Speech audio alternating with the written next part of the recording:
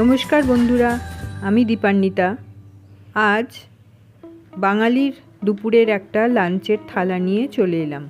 প্রথমে দিয়ে দিলাম নুন, তারপর লেবু। বাইরে এখন বৃষ্টি হচ্ছে। এই বৃষ্টির দিনে বাঙালিরা খিচুড়ি খেতে খুবই পছন্দ করে। এই খিচুড়িটা নানান রকম ভেজিটেবলস দিয়ে তৈরি করেছি। আছে বিনস, গাজর, কড়াইশুঁটি, ফুলকপি, সমপরিমাণ গোবিন্দভোগ চাল আর মুগের ডাল দিয়ে এই খিচুড়িটা তৈরি করেছি। সঙ্গে রয়েছে মুচমুচে বেগুনি আর কুমড়ি। এই খিচুড়ি আর বেগুনির রেসিপি আমার চ্যানেলে আছে, তোমরা দেখে নিতে পারো। আর রয়েছে পটল ভাজা।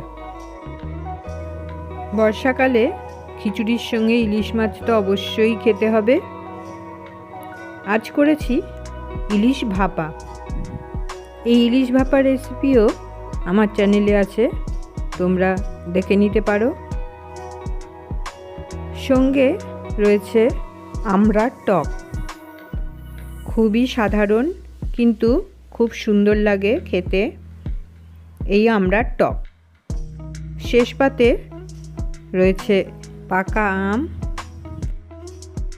ব্যাস, এক গ্লাস জলের সঙ্গে পরিবেশন করে দেবো আজকের দুপুরের খাবার। তাহলে বন্ধুরা, এই দুপুরের থালিটা তোমাদের কেমন লাগলো?